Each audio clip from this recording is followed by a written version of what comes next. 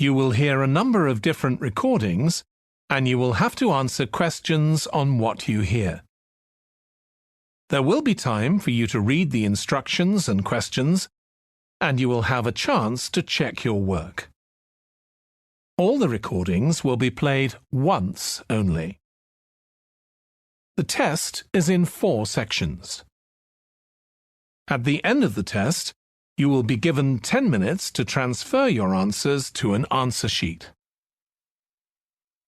Now turn to Section 1. Section 1. You will hear a telephone conversation between a woman who wants to attend a cookery class and an official at a tourist information centre. First, you have some time to look at questions 1 to 6.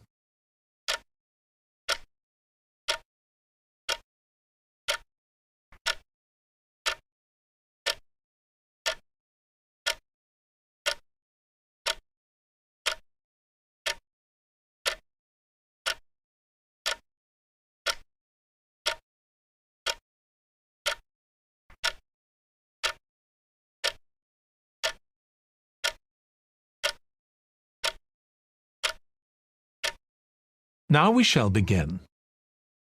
You should answer the questions as you listen because you will not hear the recording a second time. Listen carefully and answer questions 1 to 6. Hello, Tourist Information Centre. Mike speaking. How can I help you? Oh, hi. I wanted to find out about cookery classes. I believe there are some one-day classes for tourists. Well, they're open to everyone, but tourists are always welcome. OK, let me give you some details of what's available. There are several classes. One very popular one is at the food studio. OK. They focus on seasonal products, and as well as teaching you how to cook them, they also show you how to choose them. Right, that sounds good. How big are the classes? I'm not sure exactly, but they'll be quite small. And could I get a private lesson there? I think so. Let me check. Yes, they do offer those. Though, in fact, most of the people who attend the classes find it's a nice way of getting to know one another. I suppose it must be, yes. And this company has a special deal for clients where they offer a discount of 20% if you return for a further class. OK, but you said there were several classes. That's right. Another one you might be interested in is Bond's Cookery School. They're quite new. They just opened 6 months ago, but I've heard good things about them. They concentrate on teaching you to prepare healthy food, and they have quite a lot of specialist staff. So is that food for people on a diet and things like that? I don't know if I'd be interested in that. Well, I don't think they particularly focus on low-calorie diets or weight loss. It's more to do with recipes that look at specific needs, like including ingredients that will help build up your bones and make them stronger, that sort of thing. I see. Well, I might be interested. I'm not sure. Do they have a website I could check? Yes. Just key in the name of the school. It'll come up. And if you want to know more about them, every Thursday evening they have a lecture at the school. It's free, and you don't need to book or anything. Just turn up at 7:30. And that might give you an idea of whether you want to go to an actual class. Before you hear the rest of the conversation, you have some time to look at questions 7 to 10.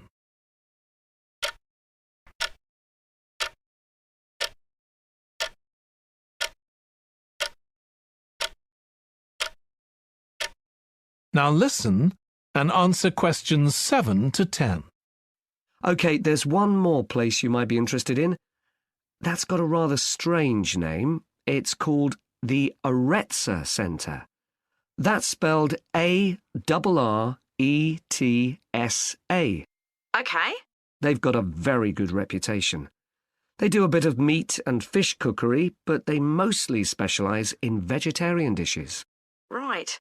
That's certainly an area I'd like to learn more about. I've got lots of friends who don't eat meat. In fact, I think I might have seen that school today. Is it just by the market? That's right. So they don't have any problem getting their ingredients. They're right next door. And they also offer a special 2-hour course in how to use a knife. They cover all the different skills, buying them, sharpening, chopping techniques. It gets booked up quickly, though, so you'd need to check it was available. Right, well, thank you very much. I'll go and check that out. That is the end of section 1. You now have half a minute to check your answers.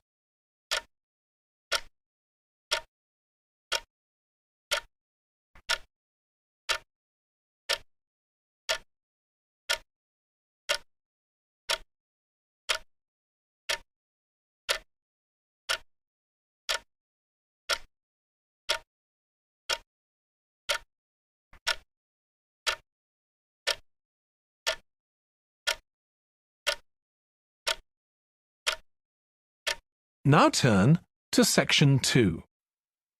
Section 2. You will hear the chairman of the Highways Committee of Granford speaking to members of the public about proposed changes to traffic and parking in the area.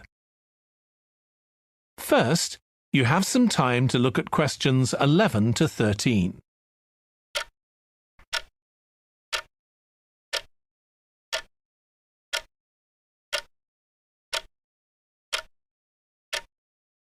Now listen carefully and answer questions 11 to 13.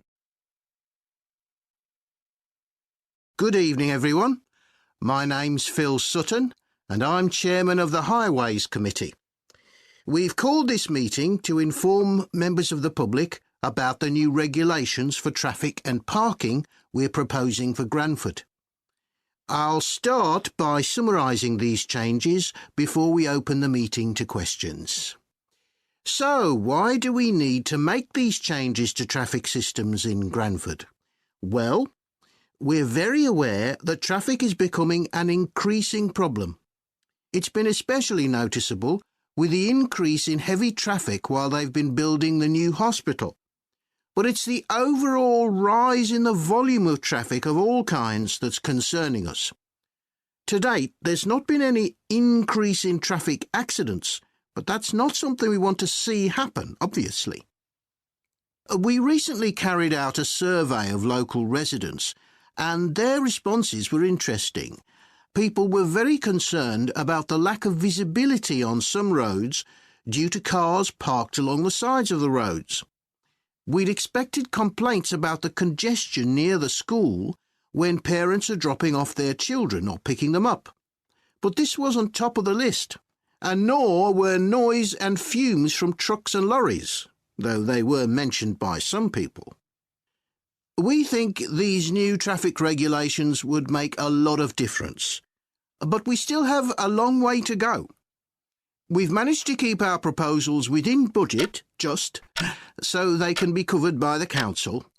But of course it's no good introducing new regulations if we don't have a way of making sure that everyone obeys them.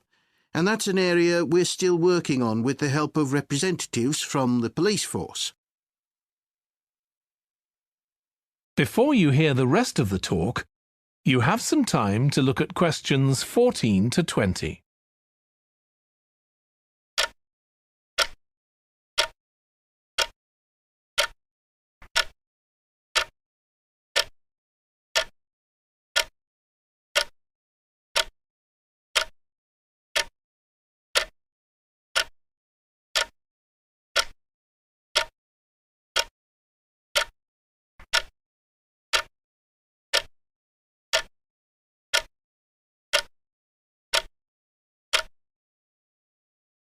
Now listen and answer questions 14 to 20.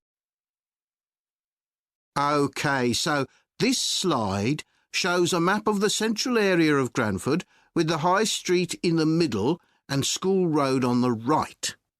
Now, we already have a set of traffic lights in the High Street at the junction with Station Road, but we're planning to have another set at the other end at the School Road junction to regulate the flow of traffic along the High Street.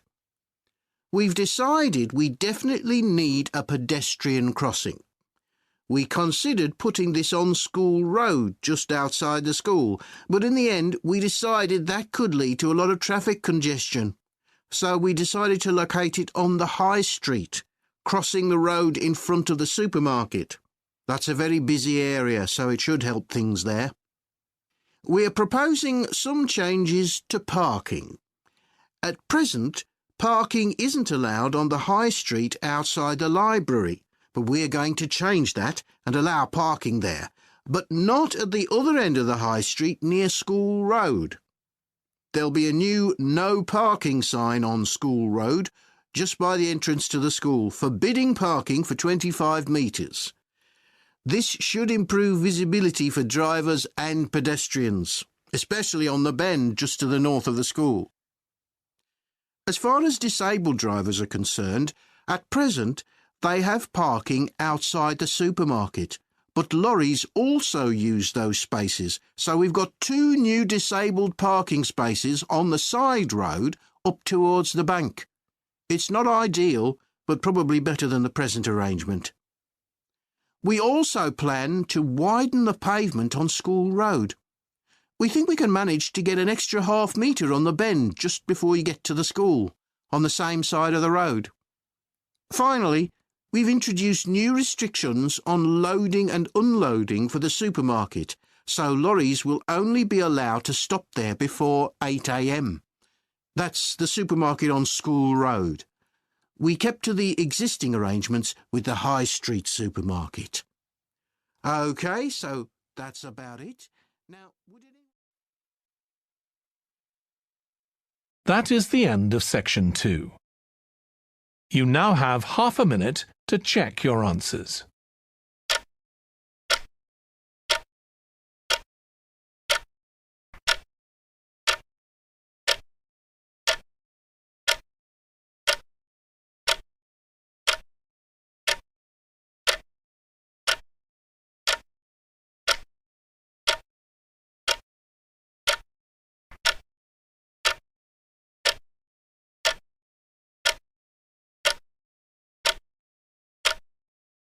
Now turn to section 3. Section 3. You will hear 2 biology students called Emma and Jack discussing an experiment they are going to do together. First, you have some time to look at questions 21 to 25.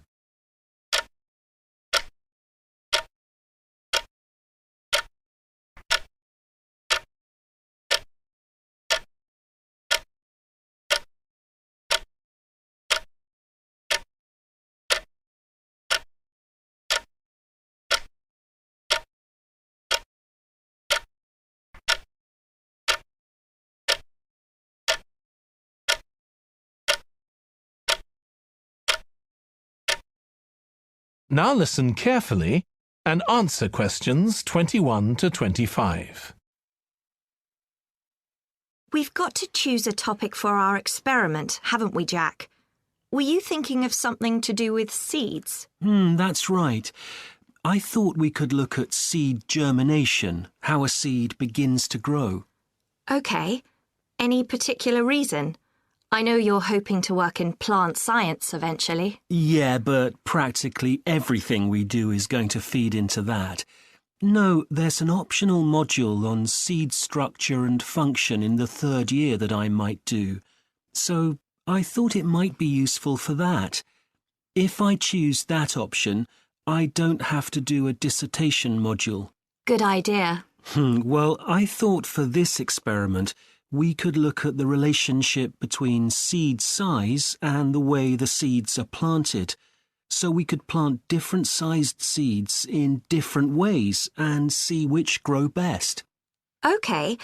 We'd need to allow time for the seeds to come up. That should be fine if we start now. A lot of the other possible experiments need quite a bit longer. So that'd make it a good one to choose. And I don't suppose it'd need much equipment. We're not doing chemical analysis or anything. Though that's not really an issue. We've got plenty of equipment in the laboratory. Yeah, we need to have a word with the tutor if we're going to go ahead with it, though. I'm sure our aim's OK. It's not very ambitious, but the assignment's only 10% of our final mark, isn't it? but we need to be sure we're the only ones doing it. Yeah, it's only 5% actually, but it'd be a bit boring if everyone was doing it. Did you read that book on seed germination on our reading list? The one by Graves? I looked through it for my last experiment, though it wasn't all that relevant there. It would be for this experiment, though. I found it quite hard to follow. Lots about the theory, which I hadn't expected. Yes, I'd been hoping for something more practical. It does include references to the recent findings on genetically modified seeds, though. Yes, that was interesting. I read an article about seed germination by Lee Hall. About seeds that lie in the ground for ages and only germinate after a fire. That's the one. I knew a bit about it already, but not about this research. His analysis of figures comparing the times of the fires and the proportion of seeds that germinated was done in a lot of detail. Very impressive. Was that the article with the illustrations of early stages of plant development? They were very clear. I think those diagrams were in another article. Before you hear the rest of the discussion, you have some time to look at questions 26 to 30.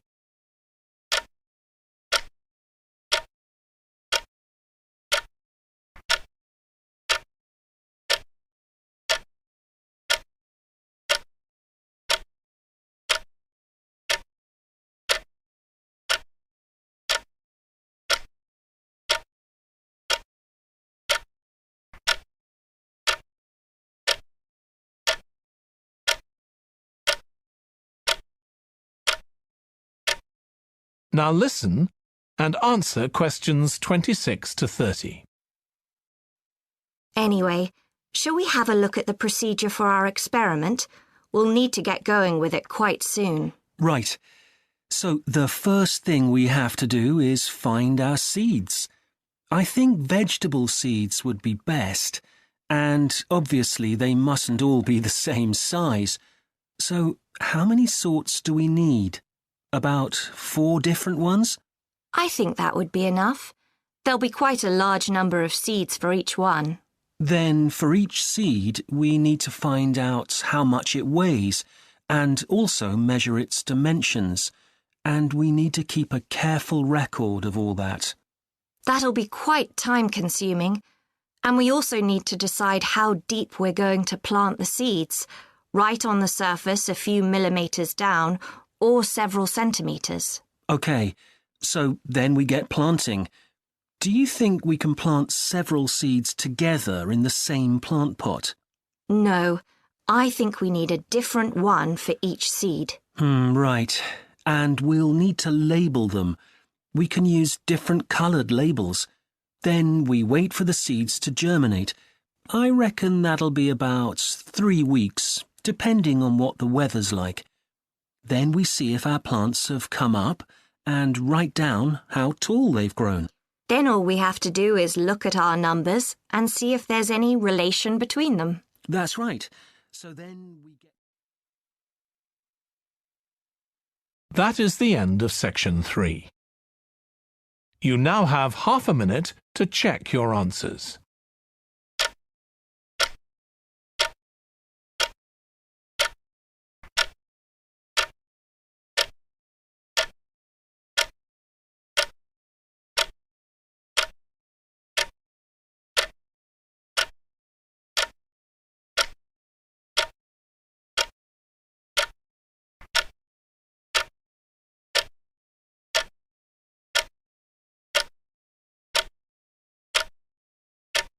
Now turn to section 4.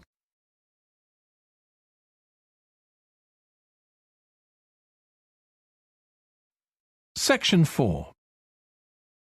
You will hear part of a lecture on an environmental studies course about recent research on how animals are adapting to urban environments. First, you have some time to look at questions 31 to 40.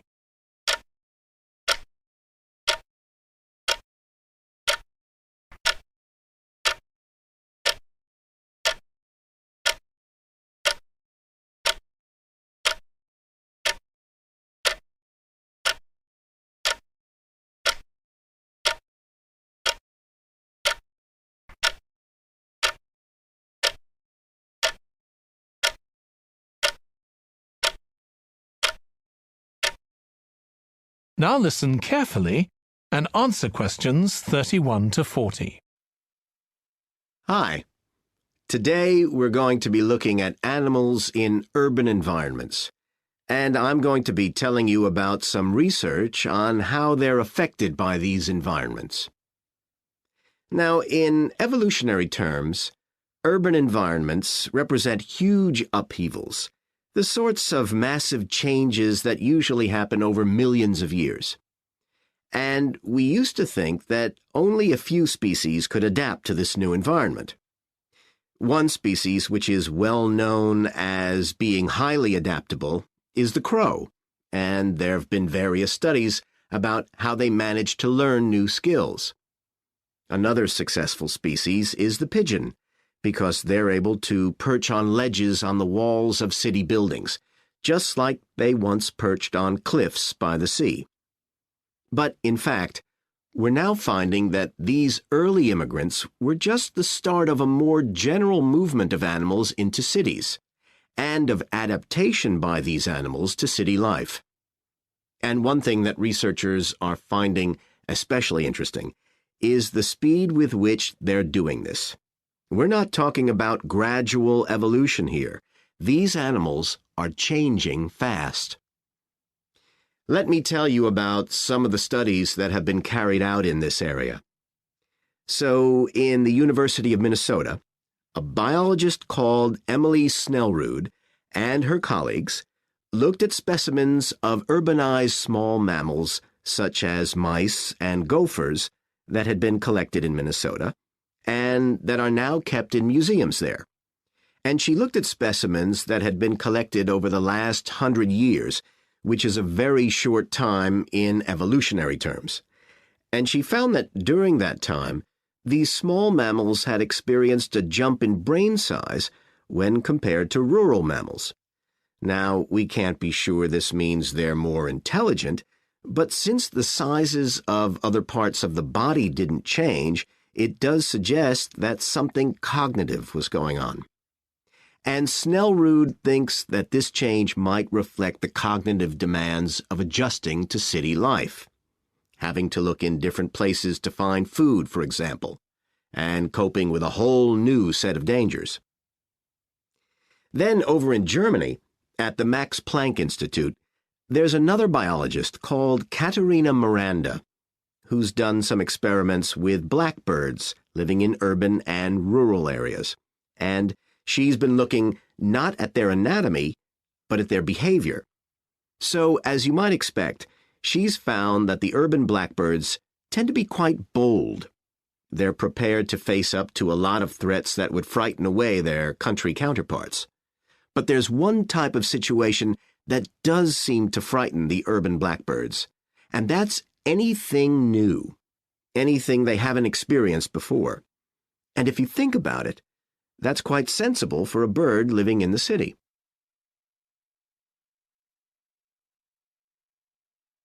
Jonathan Atwell, in Indiana University, is looking at how a range of animals respond to urban environments. He's found that when they're under stress, their endocrine systems react by reducing the amount of hormones such as corticosterone into their blood. It's a sensible-seeming adaptation. A rat that gets scared every time a subway train rolls past won't be very successful. There's just one more study I'd like to mention, which is by Sarah Parton and her team. And they've been looking at how squirrels communicate in an urban environment, and they've found that a routine part of their communication is carried out by waving their tails. You do also see this in the country, but it's much more prevalent in cities, possibly because it's effective in a noisy environment. So, what are the long-term implications of this? One possibility is that we may see completely new species developing in cities. But on the other hand, it's possible that not all of these adaptations will be permanent. Once the animals got accustomed to its new environment, it may no longer need the features it's developed. So now we've had a look at adaptation. That is the end of section 4. You now have half a minute to check your answers.